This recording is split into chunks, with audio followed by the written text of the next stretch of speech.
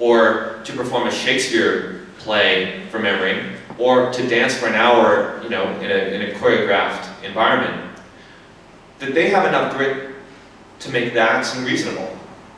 And to speak for 15 minutes seems unreasonable, right? They're a lot more nervous often. And so that's, I think, a testament to the power of music education in terms of helping us set the stage for those kinds of skills. And I wanted to start with these because I wanted to make sure that this conversation is framed around the work that we already do. I do think that there are ways we can expand our capacity to help our students develop those kinds of skills, and that's what I want to talk about next. And again, here I think there's two ways to think about this question. One is in a general sense, through mentorship practices that are somewhat generalizable, and then more specific activities and actions that we can take on an individual basis as educators. First, let's talk about the argument for extracurriculars. For how many of you are your students' music education considered an extracurricular activity? In other words, is it part of a curriculum at a middle school, elementary school, or high school, or is it an extra activity that those students and their parents have pursued for the betterment of their child's development? In most cases, it's extracurricular, right? What's interesting about the development of this sort of T-shaped student is that even at the college level, increasingly students are developing those capacities outside the classroom by necessity, right? Because curricula, in very few cases in a school setting, are flexible enough, right, to meet all of the individual interests, needs, and passions of a particular student. And so I think what's interesting is, though, while we might think that our role is limited because we're not with a student 8 hours a day, in fact, it is these spaces outside the curriculum that students have more space to imagine both what their goals are and also to develop the kinds of skills that will transfer and become applicable later in life. I'm happy to talk about how that plays into the job search, but I'd rather spend time now. If you have questions about that, we can talk about it later, but right now I want to talk about how that can be incorporated even at the pre-college level. I want to tell you the story of the hedgehog and the fox. How many people know this story? Paula has an advantage because she knows all the Greek fables. Okay, how about the story of the tortoise and the hare? What's the moral of that story? Slow and steady wins the race. Slow and steady wins the race. Great. As a quick recap, right, we know that the tortoise and the hare have a race. And by all accounts, the hare has an advantage, namely speed. And so the race begins, and they both set off. And the hare blows into first place. And it's so confident in its ability to win that it actually decides to take a nap, go see his aunt, have a barbecue, go for a swim. I'm making up those parts of the story, but you get the idea, right? By the end of the race, the hare has done all these different things while racing that it actually just got distracted to the point of losing. The tortoise, on the other hand, could only afford to keep going, slow and steady, slow and steady, slow and steady, and ultimately defeats the hare. So the story of the hedgehog and the fox is analogous. The hedgehog is walking home one day, and the fox wants to catch it. So it pounces on the hedgehog. And the hedgehog, of course, is slower. But it curls up, and its spindly little hair defends it. And the fox says, "I will get you tomorrow, hedgehog." So the next day, the hedgehog's walking home, and this time the fox gets up on a ledge. And attacks blindly. But the hedgehog, again, can curl up in time to defend itself with its spindly fur. And so it goes over and over and over again. Come to think of it, it's sort of like the Wile E. Coyote Roadrunner situation, right? The fox is savvy and has lots of ideas, right? The hedgehog has one big idea that actually creates an unseen advantage. Why am I telling you this story? Well, this is a metaphor for a seminal report on the state of entrepreneurs and what separates really successful entrepreneurs from just sort of average ones, really successful organizations from just average ones. And although the original study was conducted in for-profit industries, it has since been applied and translated to the social sectors. So I've included this book by Jim Collins. It's called Good to Great on your handout as well. And he was asking the question, what separates the great from the sort of average, the highly successful from those that, kind of wander? And he found in his survey of all these different organizations and entrepreneurs a couple of key trends, and one of which was that great entrepreneurs, really successful ones, use this hedgehog concept. They hone in on an activity or a role that is at the center of three key qualities. The intersection of passion, ability, and demand. The idea is that you want to be operating in work that leverages a passion, a thing that you can't live without. Maybe it's your passion for piano. But it also leverages abilities that set you apart, the things that you are superiorly good at in some way, or a combination of skills that set you apart, to address a community need. And if you can do that, you're going to find ideal roles, whether that's as a, as the operator of a business, or in an organization as an employee, or as a freelancer who's pulling resources together to make the community better, that will create a competitive advantage for you. This is an exercise I do with students all the time, and for maybe, if this is of interest to you, I think it's maybe relevant most for advanced students that are on the cusp of college, because, if you try to do an exercise like this with a 10-year-old, they may not have enough life experience to tell you what are the things they're most passionate about and they're best at and they see a need for. But it might be worth trying a little thought experiment where you have a student come up with 10 items or 5 items of passion, the things they couldn't live without. And maybe force them to include some non-musical things, because we know that if they put down music, they'll say, well, I love chamber music, and piano music, and rock music, and hip-hop, and string quartet music, right? So include some things that might create a more diversified, or encourage them to create a more diversified list. They can come up with a list of abilities that might be musical, but might also be other types of abilities. I'm really good at Facebook, or actually probably not, it's probably Instagram, right? Or I'm really good at baking, or I'm really good at, those kind of things. And then also a list of needs that they see in their community. I work with freshmen on this, and many of them have very compelling pictures of needs that they see in their communities, or problems they want to solve. And I don't believe that they came up with those experiences in the 3 weeks, before school started. They probably had those experiences in high school. So it's one exercise you can use, and I'm happy to share more resources on that if you want. But the main thing is to let you know that this is a kind of a key quality that students can cultivate. And it's actually through both a combination of depth and knowing what their skills are, but also a curiosity and breadth that they're going to come up with an ability to hone in on their center. And this is an iterative practice, just like sight reading or anything else. It's something that we can help our students work through over and over again.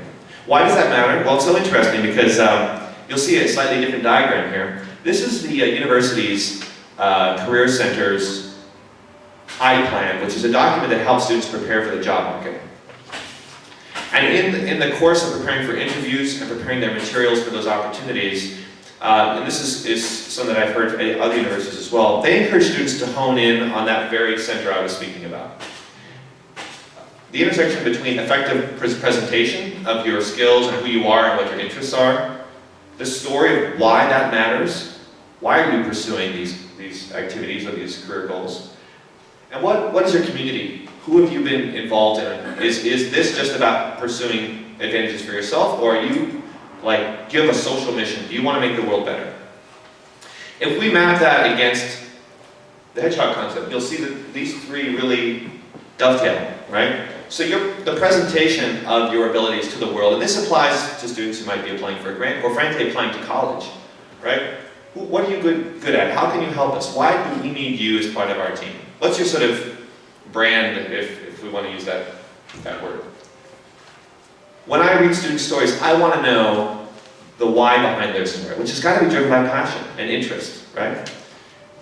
So the hedgehog concept can help our students start to think in these terms, even if they're not thinking about the job market. And finally, if you're going to answer the question of what does the world need, you have to be part of a community. You can't figure out those questions in isolation, right? My experience in doing this kind of work is that most of those most interesting realizations have come over coffee with a friend, or a conversation after a concert, or at a venue where I wished I had had a classical music experience. Those are the kinds of experiences, being part of a community and building your circle of contacts, wherein we get these ideas for how we can make the world better. So by thinking in these terms and helping our students think in these terms now, we're setting them up to operate later in college and beyond to develop the breadth that accompanies their depth. So one way that you can do this if you don't want to worry about this exercise is to help your students frame these questions in the activities that they engage in.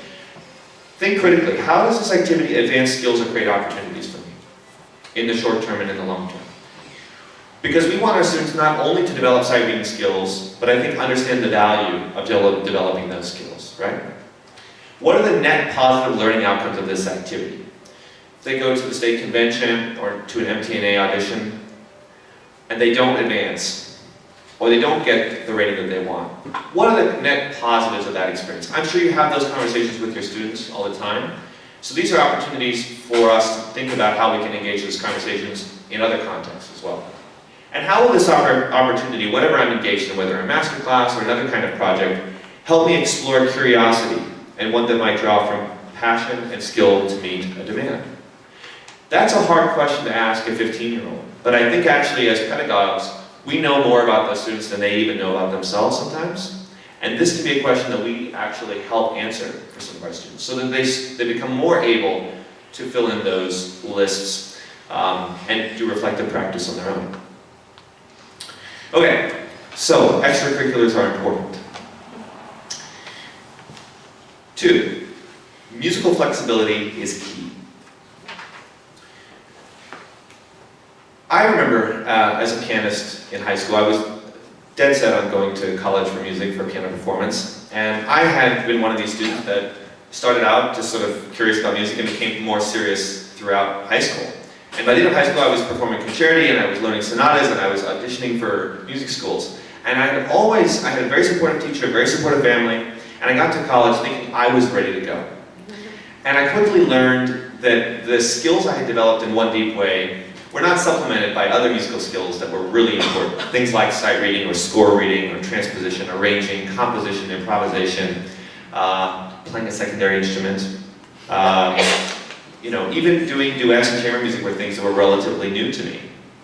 And what's interesting is throughout my college life, and especially when I was going into the world as a professional, it was all of these supplemental skills that created the first opportunities. Turns out nobody was ready to hire me to play the late Beethoven sonatas, but there were a lot of people that wanted to play Brahms clarinet sonatas with me, right? Or chamber music, or working as a collaborative pianist for choirs and so forth.